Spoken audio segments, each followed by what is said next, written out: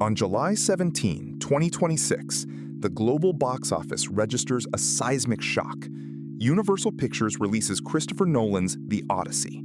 Within 48 hours, it shatters opening weekend records, establishing itself as the definitive prestige blockbuster of the summer. But the true anomaly is not the ticket sales.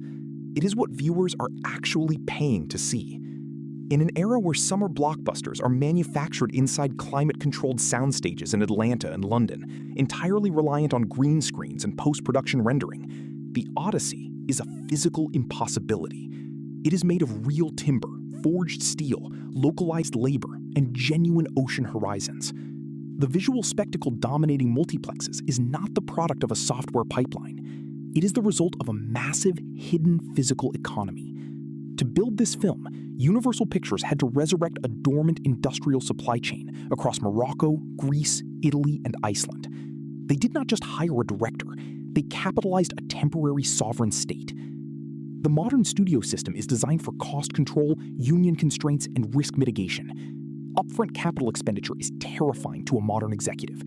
The industry standard dictates that a film's world should be built in post-production, where software costs can be deferred and digital artists can be squeezed. Nolan and Universal rejected this mathematics. They chose to build a fleet. They chose to wage a logistical war. This decision exposes a widening chasm in the entertainment economy. While most studios operate as intellectual property managers, Universal was forced to operate as a heavy manufacturing conglomerate. The success of The Odyssey reveals the hidden capital machinery required to mount a practical effects epic today. It demonstrates how physical reality has become the ultimate luxury good in cinema. And it poses a profound threat to an industry entirely dependent on pixels. Because when audiences realize what real scale looks like, the digital illusions begin to fracture. The question is not simply how a director convinced a studio to fund a physical war fleet. The question is how a studio built a multinational heavy industry supply chain in secret, and who actually paid for it. For decades, the Hollywood historical epic was a dangerous physical gamble. In the 1950s and 60s, the sword-and-sandal era defined cinematic scale. Studios routinely funded massive physical supply chains. Films like Ben-Hur and Cleopatra required armies of carpenters, localized labor forces, and thousands of real extras. They built entire cities out of stone and wood in the deserts of North Africa and the backlots of Rome. But this physical machinery was inherently unstable. Weather destroyed sets. Labor strikes paralyzed production. The logistical friction of moving thousands of humans and tons of material across borders nearly bankrupted major studios. The physical epic was a dinosaur waiting for an extinction event. That event was digital rendering. Over the last 30 years, the entire economic structure of Hollywood shifted to risk mitigation.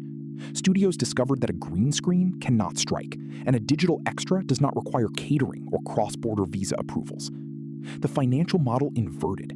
Instead of massive upfront capital expenditure on physical assets, studios shifted the financial burden to deferred post-production software costs. Visual effects vendors, often operating on razor-thin margins and subsidized tax havens, absorbed the risk. If a set needed to be larger, a studio executive simply requested a digital extension. The physical footprint of a movie shrank to a few soundstages. This was the era of the CGI economy. It was predictable, it was scalable, it was safe. But it also commoditized visual spectacle. When every studio has access to the same rendering farms, every blockbuster begins to look identical. The texture of reality is lost.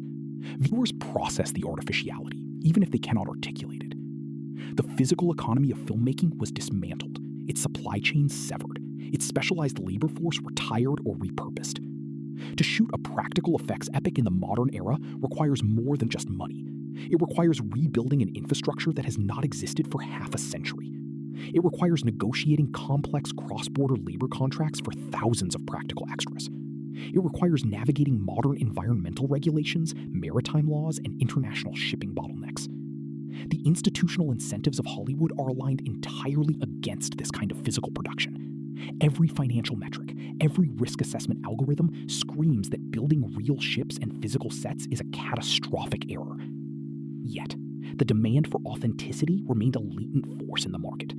The digital fatigue was real, waiting for a catalyst to expose it. The stage was set for a massive institutional gamble, a reversion to the industrial age of cinema, driven by a director who refused to compromise with software. Universal Pictures did not simply write a check for the Odyssey. They orchestrated a complex geopolitical financial transaction. To justify the staggering upfront capital expenditure of building physical ships and localized sets, the studio had to exploit institutional incentives on a global scale.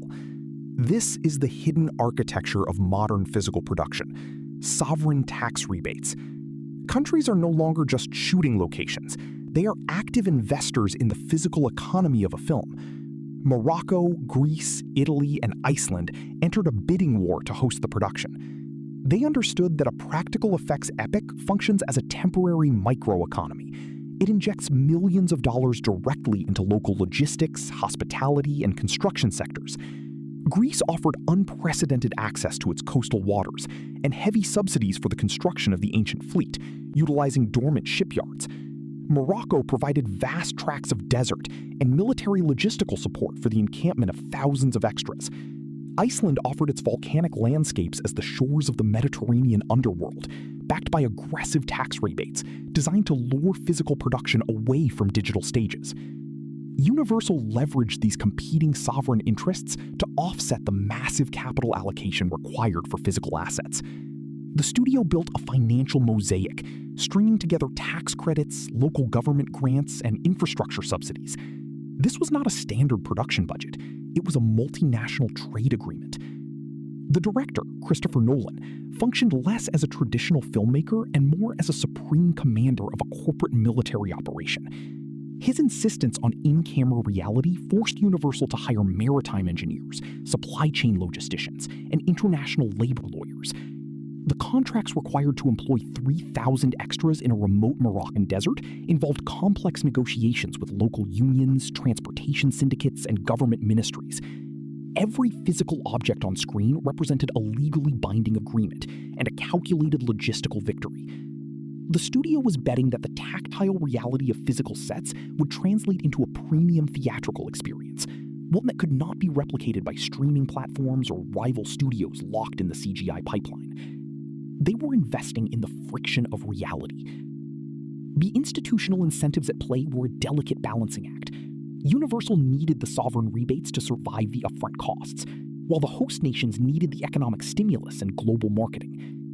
The characters in this drama were not just actors and directors, but finance ministers, union bosses, and shipyard foremen. Their hidden motives and financial negotiations formed the invisible foundation of the cinematic empire.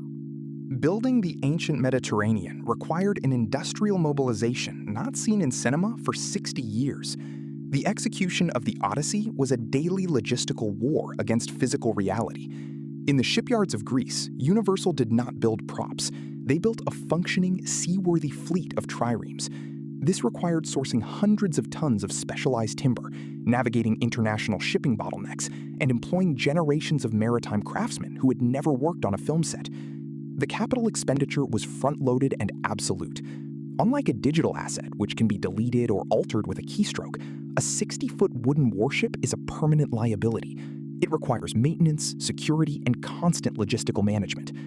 Once the fleet was built, the production moved to the coastal waters, where they immediately faced the uncontrollable variables of the physical world. Weather patterns disrupted shooting schedules. Tides dictated the movement of millions of dollars of equipment. This is the exact friction the CGI economy was designed to eliminate. When a storm grounded the fleet for 3 days, the daily burn rate of the production soared into the millions. There was no digital safety net. The financial pressure on Universal's executives was immense. Every delay was a tangible threat to the studio's quarterly earnings. Simultaneously, in the deserts of Morocco, the production constructed a temporary city to house and feed thousands of background actors. This was a micro-economy operating in extreme conditions. The cross-border labor contracts required meticulous compliance with both Hollywood union standards and local labor laws. Supplying this desert camp involved a continuous convoy of trucks carrying water, food, and medical supplies. It was a fragile supply chain, vulnerable to local disputes and infrastructure failures. The tension between the director's idealism and the studio's financial reality reached its climax during the staging of the Siege of Troy. Thousands of physical bodies, real fire, and actual collapsing structures had to be coordinated with military precision. The risk of human injury was real. The cost of a reshoot was prohibitive. This was the moment where the entire physical gamble would either validate itself or collapse under its own weight. The execution required a level of operational discipline that modern studios have largely forgotten. Universal was not just capturing images, they were managing a heavy industry crisis in real time. The contrast between this grueling physical warfare and the sterile environment of a modern green screen stage could not be starker. The studio had placed its entire summer revenue projection on the belief that audiences could subconsciously detect the difference between a rendered pixel and a splinter of real wood. As the production wrapped and the massive physical assets were dismantled or sold, the final accounting revealed a staggering upfront cost. But the physical reality had been captured. The logistical war was over. The only remaining battle was in the market. When the film premiered in July 2026, the visual weight of the practical effects overwhelmed audiences. The friction, the delays, the massive capital burn rate all translated into an undeniable on-screen authority. The physical constraints had forced a level of cinematic discipline that digital freedom often destroys. The success was absolute, but the mechanism behind it remained a brutal, unrepeatable corporate trauma. The staggering financial success of the Odyssey on its opening weekend proves a terrifying reality for rival studios. Universal did not just release a hit film, they established a massive economic barrier to entry. By proving that audiences will pay a premium for undeniable physical reality, they exposed the fragility of the CGI economy. But the institutional leverage required to fund this visible reality cannot be easily replicated. The sheer capital allocation, the complex sovereign tax negotiations, and the logistical warfare require a level of corporate risk tolerance that most modern media conglomerates simply do not possess. This creates a new cinematic moat. It consolidates power among a few elite directors who command enough market authority to force a studio into heavy manufacturing. The rest of Hollywood remains locked in the digital pipeline, producing increasingly commoditized visual content. The return of the physical epic is not a renaissance for the entire industry. It is a luxury strategy available only to the apex players. The power economy of filmmaking has fractured. There is the cheap, scalable digital economy, and there is the exclusive, capital-intensive physical economy. Universal's gamble paid off, but it also highlighted the unsustainable nature of this model. A studio cannot build a fleet of warships for every summer release. The physical supply chain is too fragile, the upfront costs too punishing. The decisions made in the shipyards of Greece and the deserts of Morocco were specific, calculated risks driven by a unique alignment of sovereign incentives and directorial ambition. As the box office numbers continue to climb, the industry must confront a deeply uncomfortable truth. The systems of cost control and digital mitigation that Hollywood spent 30 years building have suddenly been rendered inadequate by a return to steel, wood, and physical labor. The digital illusion has been broken, and the cost